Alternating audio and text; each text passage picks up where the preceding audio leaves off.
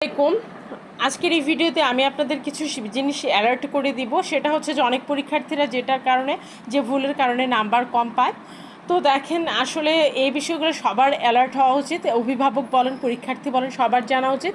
এগুলো হচ্ছে বোর্ডের খাতা। দেখেন, বোর্ডের খাতা যখন পরীক্ষা দিবেন, যখন লুজ পেপার নেবেন আর যখন স্টেপলার করে নেবেন, পেছন পর্যন্ত স্টেপলার পৌঁছালো কিনা সেটা দেখে নেবেন। আর হচ্ছে যে লুজ পেপারের সেলাইটা গিট্টু দিলেন কিনা সেটা অবশ্যই কিন্তু খেয়াল করবেন। আর সময় থাকতে আপনারা আগে গিট্টু দিবেন, তার আগে স্টেপলার পেনগুলো দেখবেন, তারপর হচ্ছে লেখা শুরু করবেন। এখানে দেখেন, এই স্টুডেন্ট কিন্তু আপনারা লুজ পেপার নিয়েছিল, এর জন্য কিন্তু সেলাই করে সুতা দেওয়া আছে। তো দেখেন, এটার কিন্তু লুজ পেপারটা পাওয়া যায়নি, যার কারণে এই স্টুডেন্টের কপাল পড়েছে, মাত্র 35 নাম্বার পেয়েছে।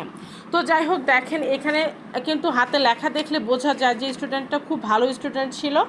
তো যাই হোক, কিন্তু এই 3 নং প্রশ্নের পরে আরও প্রশ্ন লিখেছিল, এটা দেখে বোঝা যাচ্ছে, কিন্তু এখানে কিন্তু কোনো লুজ পেপার নেই, যার কারণে কিন্তু নাম্বার কম।